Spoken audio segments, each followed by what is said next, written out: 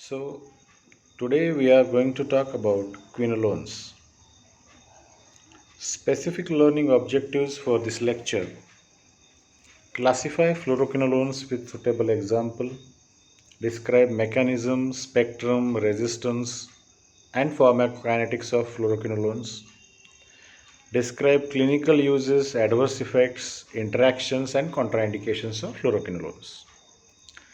So, in the introductory part, more than 800 million patients treated with quinolone every year, and it is one of the largest classes of antimicrobial agent which is used worldwide. Means initially or earlier in 1970s, these fluoroquinolones or naldixic acid were only used for the urinary tract infection. But presently or current status of quinolones or fluoroquinolones, they are used for the infection in all body compartments. They are used for the infection in all body compartments. So this is the most popular drug among antimicrobial agents. Now, milestone, that means the prolific development of the quinolones began in 1962 when Leisure made the accidental discovery of nalidixic acid as a byproduct of synthesis of antimalarial compound chloroquine. That scientist was studying about the synthesis of antimalarial compound chloroquine. Means he was studying about the chloroquine, which was the antimalarial drug, and he found that nalidixic acid as a byproduct, and that byproduct was effective against gram negative bacteria or gram negative microorganisms. So these are synthetic antimicrobials. They are synthetic antimicrobials having quinolone ring in their chemical structure, and they are primarily active against gram negative bacteria. Gram negative bacteria, and newer fluoroquinolones also inhibit gram positive. Now, development of quinolones. The first quinolone is the naldixic acid. Then in 1970s there is siloxane. In 75 there is a norfloxacin, ciprofloxacin, ofloxacin, and then various floxacin were developed, and that's how the development of quinolones has been occurred day by day. Now there are generations of quinolones. First is the naldixic acid, then norfloxacin, ofloxacin, ciprofloxacin.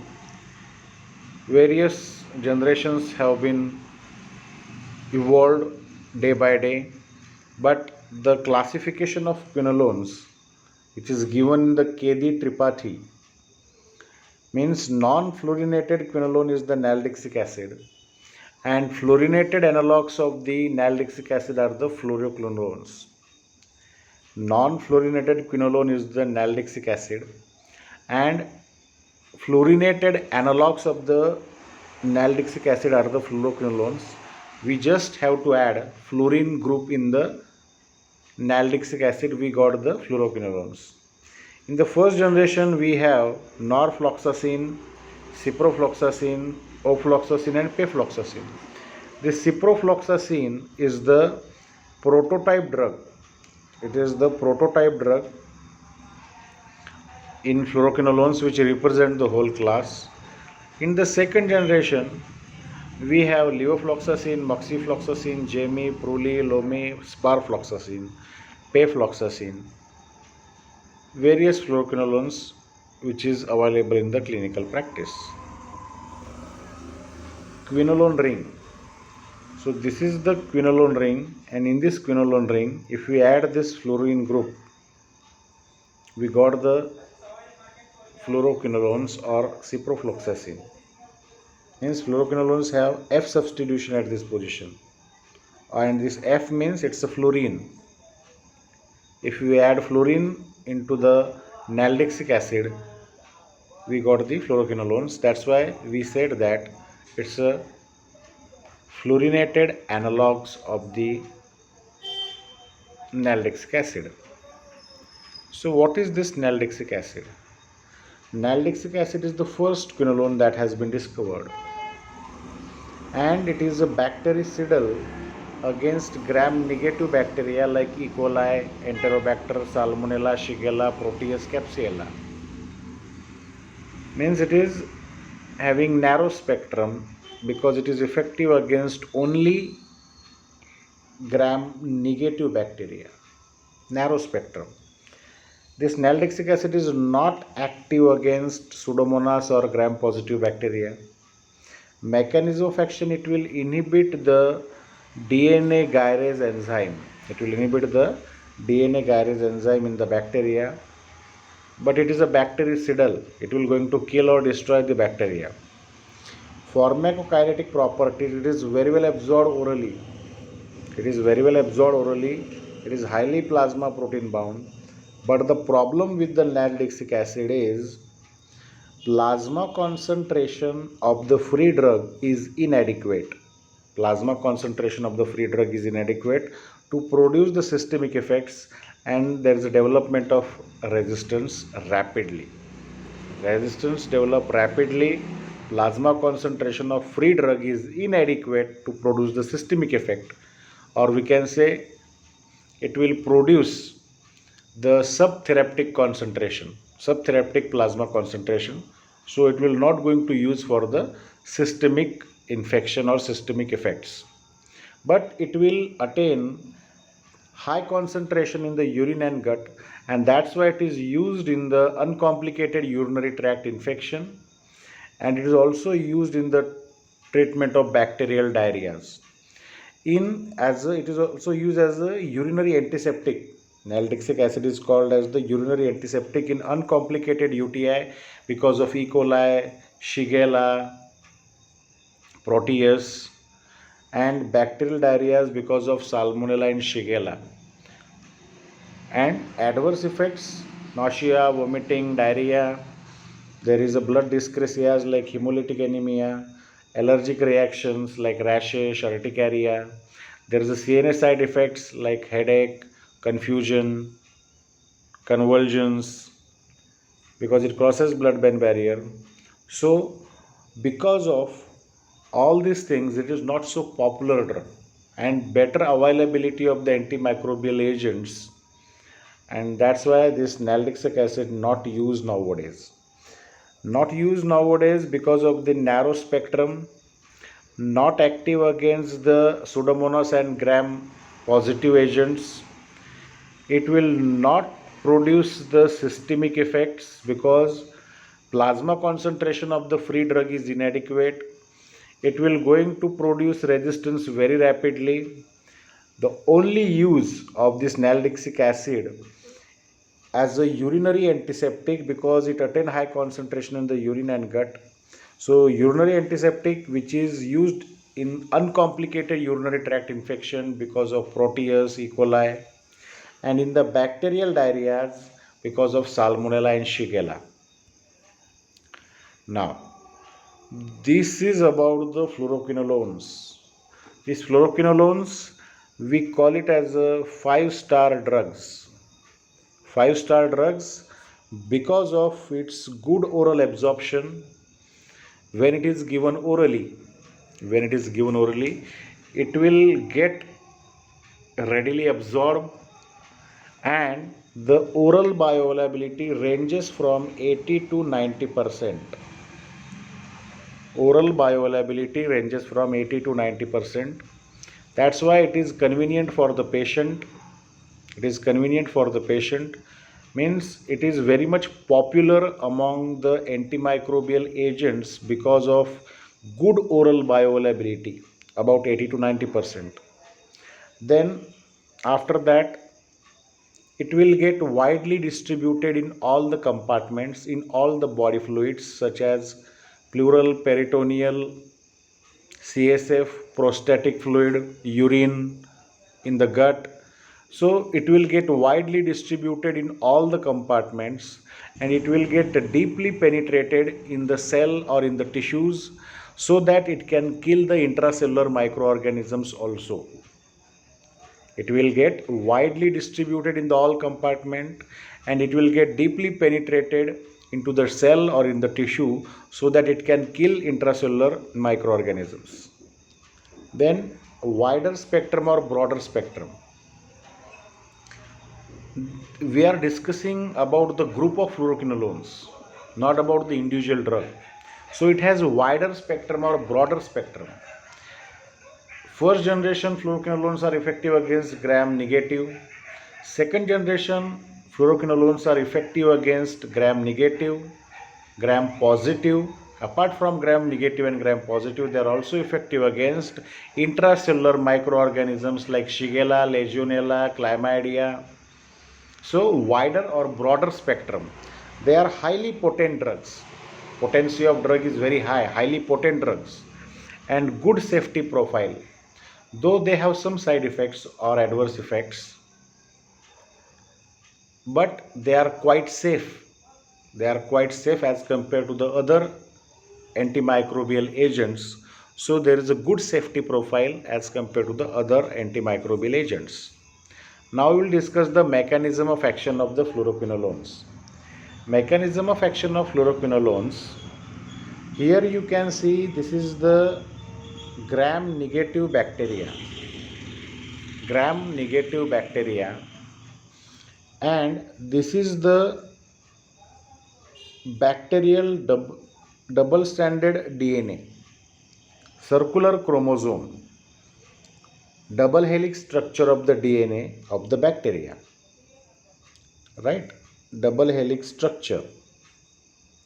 Now what we do, we'll take this part and we'll explore this part, right? We have taken this part of the circular double stranded DNA and we'll take it here.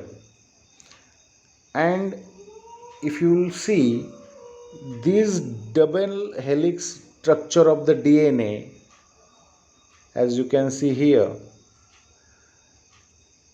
they are twisted along with each other. DNA, double helix structure, double stranded DNA, like a rope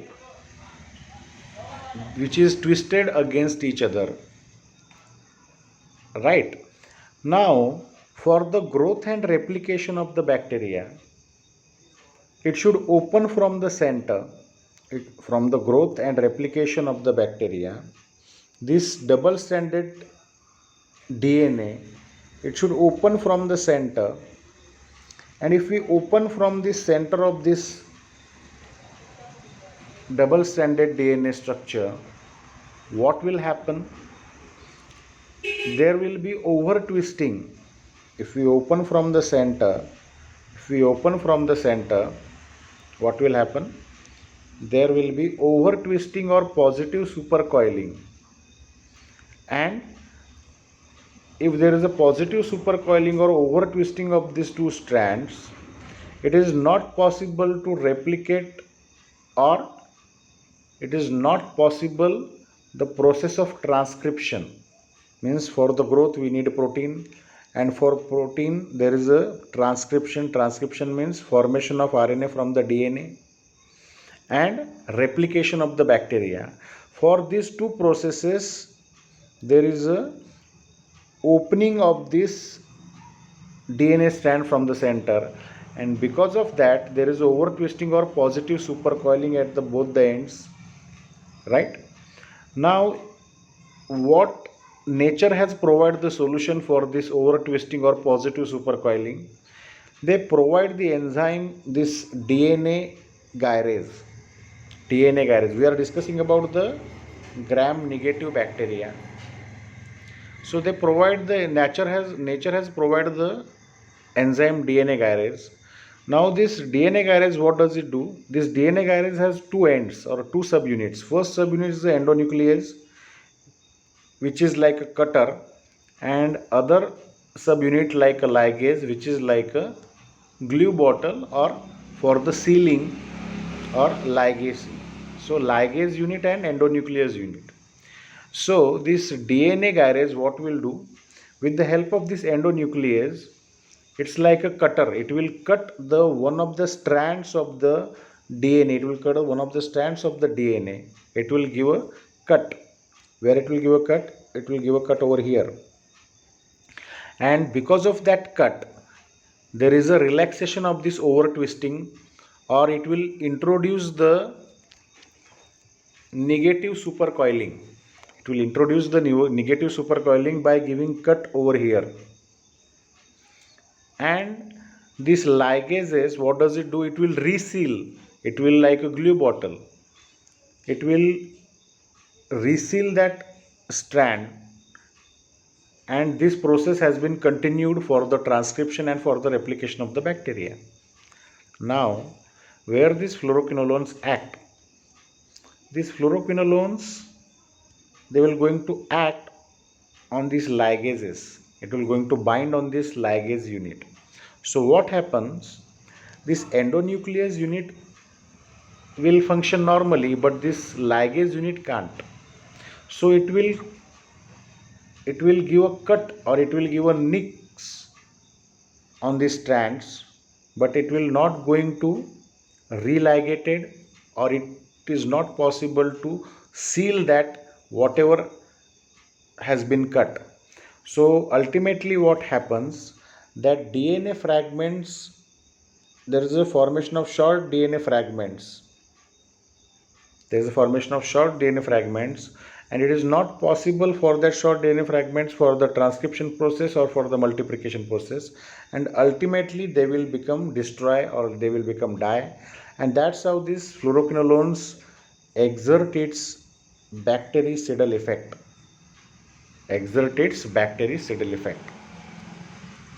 Now gram positive bacteria.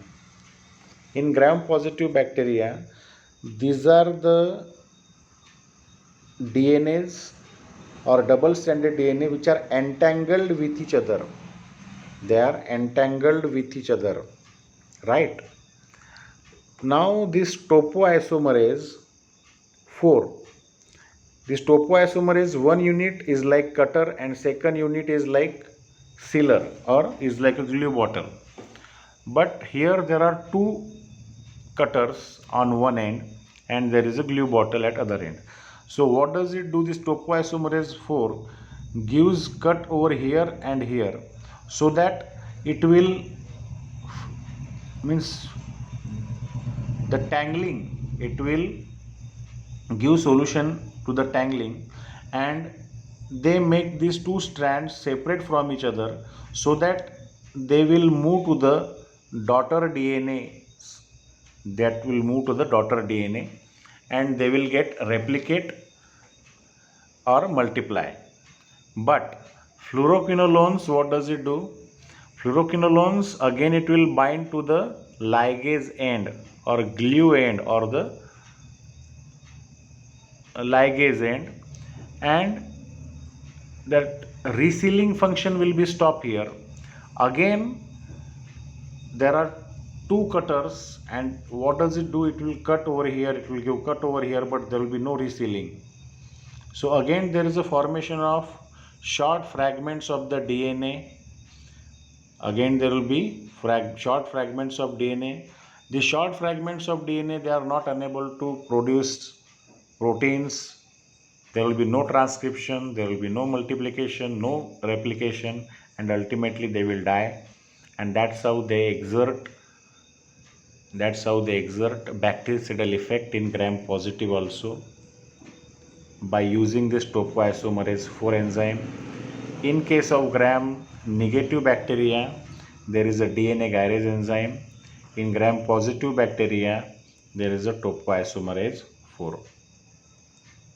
And this is the mechanism of action.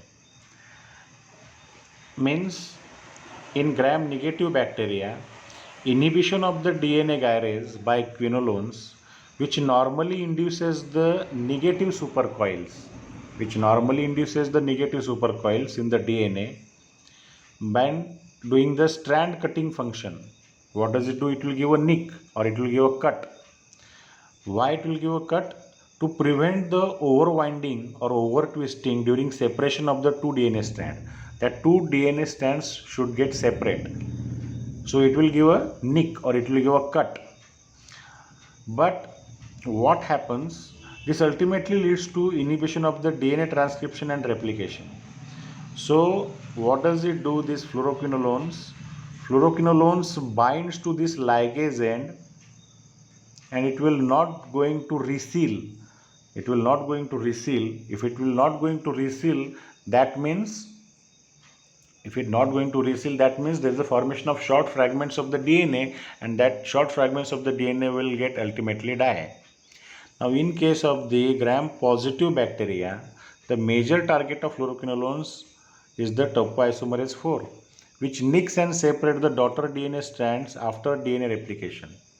After DNA replication, there is separation of daughter DNA strands. So, the bactericidal action probably results from digestion of DNA by the endonucleases, whose production is signaled by the damaged DNA. In place of the DNA gyrase or topoisomerase 4, the mammalian cells possess an enzyme that is called as topoisomerase 2 that also removes positive supercoils, but to inhibit that topoisomerase 2 which is present in the mammalian cells, that fluoroquinolone needs 10 to 1000 times more concentration, 10 to 100 times more concentration, and that's why these mammalian cells are very safe. Means they are more selective towards bacteria and less toxic to the human host, which has very low affinity for the fluoroquinolone, and hence there is a low toxicity or less toxicity to the host. Now, mechanism of action. We have already seen this. This DNA gyrase in the gram-negative, it induces high energy negative supercoils if the DNA strands, means there is a subunit which makes a nick or cut in the DNA strands and reseals. B subunits unwind the DNA strand. Forget about this, we have already seen in a better fashion. Now bacterial spectrum. Fluoroquinolones mainly act on the aerobic gram-negative like E. coli, Salmonella, Shigella, Enterobacter, Campylobacter, Neisseria. They are highly susceptible at a low dose. Almost all gram-negative aerobic bacteria. They also shows effect or activity against gram-positive, but at a high dose concentration. And initially or first generation fluoroquinolones, they are not active against anaerobic bacteria. So activity against aerobic gram-negatives like E. coli, Klebsiella pneumoniae, Enterobacter, Salmonella typhi, Shigella, Yersinia anticolytica, Vibrio, Neisseria gonorrhea, meningitis, H. influenza, Ducrei, Campylobacter jejuni, Proteus, all these are the gram-negative bacteria, aerobic gram-negative bacteria. Now moderately susceptible like Pseudomonas, Brucella, Listeria, Legionella, Mycoplasma, Mycobacterium tuberculosis, Mycobacterium leprae. These are the moderately susceptible. Then low or variable susceptibility against Streptococcus pyogenes, pneumonia, Mycobacterium kansasi, avium, Streptococcus faecalis, methicillin resistant Staphylococcus aureus. And notable resistant bacteria are the Bacteroides fragilis, Listeria monocytogenes, Clostridia, and anaerobic cocci. They shows resistant to this. Now resistant to fluoroquinolones is very less, and there is a chances of mutation in the DNA gyrase or topoisomerase 4. There is a mutation in the DNA gyrase or topoisomerase 4. There is an increased efflux pump mechanism of fluoroquinolones across the bacterial membrane. All the drug will get expelled from the bacteria through this efflux pump. Then there is a decreased affinity of the enzyme for the drug, decreased affinity of the enzyme, then protection of the enzyme, and currently the resistance is being observed. Resistance is being observed in for the Staphylococci, Streptococci, N. gonorrhoeae, Salmonella typhi. So these are the reasons for the fluoroquinolone resistance. Now ciprofloxacin. Ciprofloxacin is the most commonly used drug, or we can say it's a prototype drug which represents the whole class. So it's the most potent first generation fluoroquinolone. It's the most potent first generation fluoroquinolone. Spectrum. It is effective against aerobic gram-negative bacilli, Enterobacteriaceae, Neisseria. It will get rapidly absorbed orally. Food delays its absorption. There is extensive first pass metabolism occurs. And the ciprofloxacin and other fluoroquinolones like Norflox attains bactericidal concentration in the blood and have good tissue penetrability. Means ciprofloxacin attain bactericidal concentration in the blood and they also have good tissue penetration. Means they will get penetrated in the cell or in the tissues, and they will get attain effective concentration in the lungs, sputum, muscles, prostate, phagocytes, exits in the plasma, but CSF and aqueous levels are lower. It will get excreted primarily in the urine by glomerular filtration and active tubular secretion. Means what they are saying, concentration in the lungs, sputum, muscle, prostate and phagocytes exceeds that in the plasma, but CSF and aqueous levels are very low. It will get excreted in the urine by glomerular filtration and active tubular secretion. Now distinctive microbiological features like bactericidal activity and high potency. Means minimum bactericidal concentration is close to the minimum inhibitory concentration. What is minimum inhibitory concentration? It is the lowest concentration of an antimicrobial agent which will prevent the visible growth of microorganism. That is called as minimum inhibitory concentration, and it's a minimum bactericidal concentration, the concentration of the drug which will kill 99.9% of the bacteria. So bactericidal activity and high potency. Then relatively there is a long post-antibiotic effect on Enterobacteriaceae and Pseudomonas and staph. Post-antibiotic effect means there is a persistent of an antibiotic effect even after the plasma concentration has fallen below the MIC. Plasma concentration has fallen below the MIC, but still that drug will show its effect. Why? Because there is a deposition of the drug in the periplasmic space or at the binding site. There is a low frequency of the mutational resistance, low propensity to select the plasmid type of resistant mutants. There is a protective intestinal streptococci and anaerobes are spared, and active against the beta-lactam and aminoglycoside resistant bacteria. These fluoroquinolones, they are active against many beta-lactam and aminoglycoside resistant bacteria. Now adverse effects. GI adverse effects like nausea, vomiting, anorexia, bad taste. Diarrhea is not so common because it will not going to interfere with the normal bacterial flora of the gut. Then hypersensitivity reactions like rash, pruritus, photosensitivity. These are the hypersensitivity reaction. It will cross blood-brain barrier, and there are CNS side effects like headache, anxiety, insomnia, impairment of concentration, drowsiness, confusion, convulsions, and all these CNS side effects because of the GABA antagonistic action. GABA antagonistic action.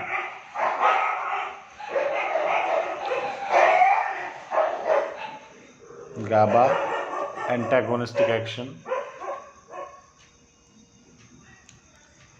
CNS side effects like headache, anxiety, insomnia. There is an impairment of concentration, drowsiness, confusion, convulsions, and all these CNS side effects because of the GABA antagonistic action. These fluoroquinolones are hepatotoxic and there is a risk of tendinitis, there is a risk of tendon rupture in elderly people whose age is more than 60 years, and those who are on the steroids. Those who are on the steroids, there is a chance of tendinitis or there is a risk of tendon rupture. There is a cartilage damage in the weight bearing joints, like fluoroquinolones were contraindicated in the children less than 12 years of age because there is a risk of cartilage damage in the weight bearing joints. Fluoroquinolones and ciprofloxacin are contraindicated during pregnancy because they are teratogenic in nature. Now the drug interactions. Drug interactions like plasma concentration of theophylline, caffeine and warfarin is increased. Plasma concentration of the drug is increased by ciprofloxacin, also by the norfloxacin, pefloxacin, because they are the microsomal enzyme inhibitors. This ciprofloxacin, norfloxacin, pefloxacin, these are the microsomal enzyme inhibitors, so that they will inhibit the metabolism of these drugs and plasma concentration of drug is increased. If they inhibit the plasma concentration of warfarin, there is increased chances of the bleeding. If they inhibit the metabolism of theophylline, plasma concentration increases, so it may cause CNS toxicity. If we use theophylline and fluoroquinolone simultaneously or concurrently, it may cause CNS toxicity. NSAIDs, they may enhance CNS toxicity of fluoroquinolones, and sometimes seizures are also reported. Antacids, sucralfate and iron salts, if they are given concurrently, they reduce the absorption of fluoroquinolones. So these are few drug interactions. Then therapeutic uses. Therapeutic uses, ciprofloxacin or other fluoroquinolones, they are used for the urinary tract infection. Naldixic acid, which is a urinary antiseptic which attains high or effective concentration in the urine and in the gut, so you can use in the uncomplicated UTI. You can use norfloxacin, which attains effective concentration in the urine. Norfloxacin along with carbapenicillin for the Pseudomonas infection. Pseudomonas urinary tract infection, you can use norfloxacin along with the carbapenicillin. Then it is also attains effective concentration in the prostatic fluid, so you can use in the bacterial prostatitis for 4 to 6 week therapy is useful. Then sexually transmitted diseases, STDs, like primary cervicitis, urethritis by the Neisseria gonorrhea, chlamydia trachomatis. So you can use this ofloxacin along with the drug against anaerobes and can be given for the PIDs like pelvic inflammatory disease. Ofloxacin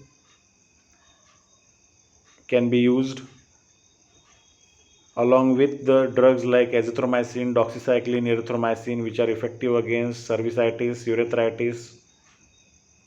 Then gastrointestinal infections in case of traveler's diarrhea because of shigellosis, cholera, campylobacter. So you can use these drugs. Then in case of enteric fever or typhoid fever, ciprofloxacin is the drug of choice currently. 750 milligram BD for 10 to 14 days. 750 milligram BD for 10 to 14 days. It's a drug of choice for enteric fever or typhoid fever. Now it is also used for the respiratory tract infections. Respiratory phenocolones like levofloxacin and moxifloxacin. It can treat atypical pneumonia due to Mycoplasma, Legionella, H. influenza, Chlamydia pneumoniae. Second generation fluoroquinolones like Leoflox, Gamiflox, Moxiflox, they have used in the treatment of pneumonias and chronic bronchitis due to Streptococci pneumoniae, and that's why they will call as a respiratory fluoroquinolones. You can use in the bone, joint and soft tissue infections like chronic osteomyelitis and diabetic foot infection. We can use this drug as a second line drug in the multi-drug resistance tuberculosis. They are also effective against chloroquine resistant Plasmodium falciparum malaria.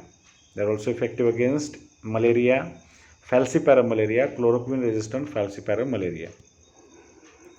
Or you can use intravenously ciprofloxacin in the gram-negative septicemias along with third generation cephalosporin or aminoglycosides.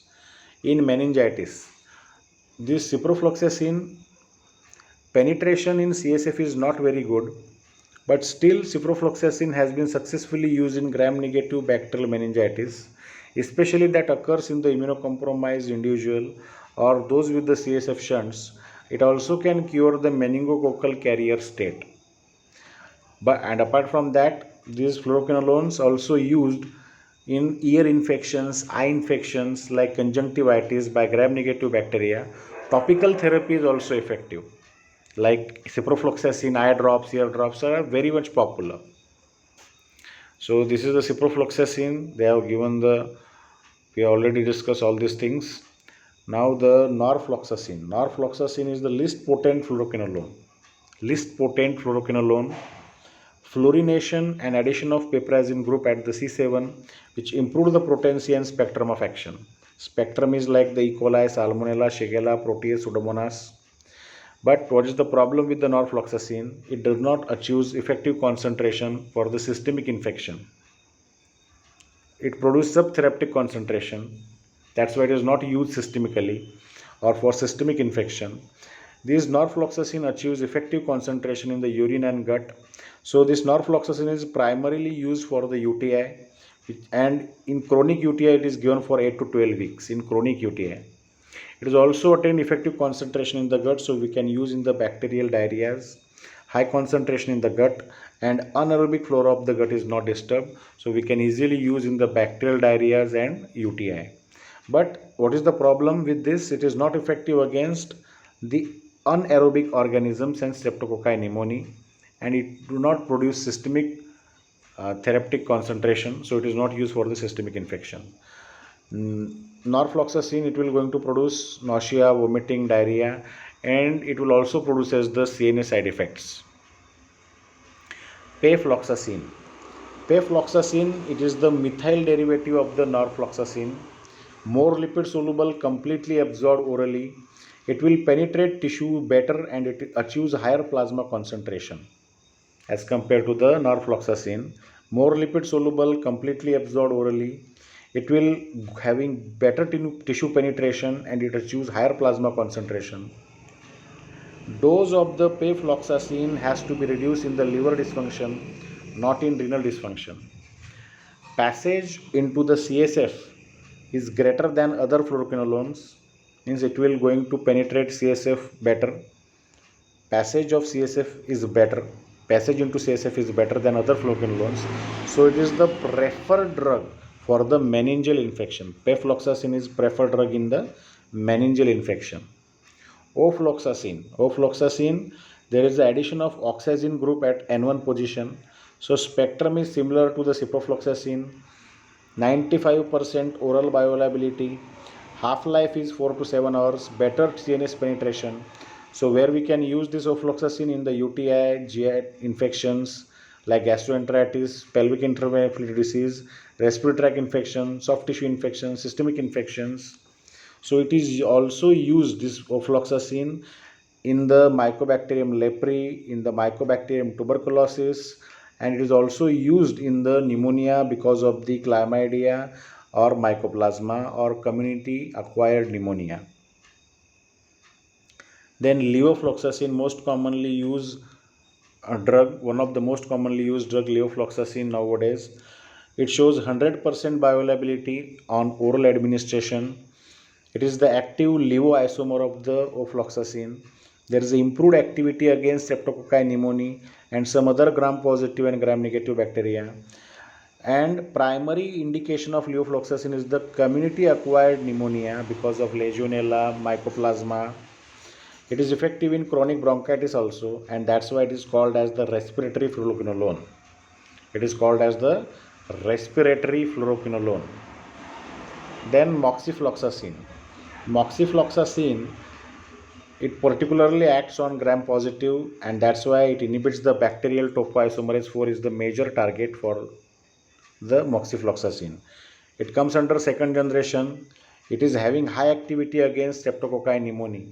It is having high activity against Streptococci pneumoniae, and that's why it is also called as the respiratory fluoroquinolone. It is contraindicated in patients, those who are predisposed to the seizure and those who are receiving proarrhythmic drugs. Then lomefloxacin. Lomefloxacin again is the second generation difluorinated quinolone. Activity against the Haemophilus influenza, lomefloxacin. Longer T half 7 to 8 hours, good blood-brain barrier penetrability, and this lomefloxacin there is a higher incidence of the phototoxicity and QT prolongation. So it's a pro-rhythmic and it is a highly phototoxic drug. So lomefloxacin is having maximum phototoxic or phototoxicity. Maximum phototoxic quinolone is the lomefloxacin. Then sparfloxacin. Sparfloxacin, it's a dimethyl piperazine at C7 group, cyclopropyl group at N1 and amine group at C5 level. So this sparfloxacin is active against gram-positive organism like Staph aureus, Streptococci, Bacteroides fragilis. Longer T half of 18 hours, but problem with this sparfloxacin is a high QT prolongation and highly phototoxic drug. That's why this sparfloxacin is banned. Sparfloxacin is banned. Gatifloxacin, higher affinity for the bacterial topoisomerase 4, more effective against gram positive, but same problem with this QT prolongation and arrhythmias, phototoxicity, and unpredictable hypoglycemia. So it is banned in India since March 2011. Prolifloxacin. Prolifloxacin is a second generation fluoroquinolone. It's a prodrug of ulifloxacin. It's a broad spectrum antibacterial having effect against gram positive, gram negative. It will not going to prolong your QT interval, no photosensitivity, no blood dyscrasias, and renal toxicity is very rare. So this is the quite safe drug as compared to the other fluoroquinolones. Drugs for the typhoid fever. Nowadays, its drug of choice is the ceftriaxone, third generation cephalosporin. You can use ciprofloxacin if it is sensitive. Chloramphenicol you can use but nowadays it becomes resistance. Azithromycin, clotrimazole, which is a fixed dose combination of sulfamethoxazole and trimethoprim, or ultimately you can use amoxicillin also. So these are the different drugs for the enteric fever or typhoid fever. Now this is the summary of fluoroquinolone. Means it is widely distributed in the all body compartments. It is widely distributed in the all body compartments. So we can use in the various treatments or various infections like respiratory infections, Mycobacterium tuberculosis, Mycobacterium leprae. It is effective in the anthrax. It is effective in the ear infection. It is effective in the eye infections. It can treat bone, soft tissue, joint infections. It will effective in the prostatitis, bacterial prostatitis, bacterial diarrheas, urinary tract infection, sexually transmitted diseases. So it is effective in almost all infections in all body compartments. It will widely distributed in the all body fluids. Adverse effects will be there, particularly tendinitis or tendon rupture. In children less than 18 years, it is not used because of the cartilage damage. It is teratogenic in nature. So basically these fluoroquinolones, it is the most commonly used antibacterial agent nowadays. It is effective against almost all infections. We are talking about the group of fluoroquinolones, not as the individual drug. So it is the most commonly used antibacterial agents nowadays because of good safety profile, higher potency, because of good safety profile, higher potency, wider spectrum, good oral absorption, and wider distribution and good tissue penetration. So these are the 5-star drugs lastly, and that's all for today.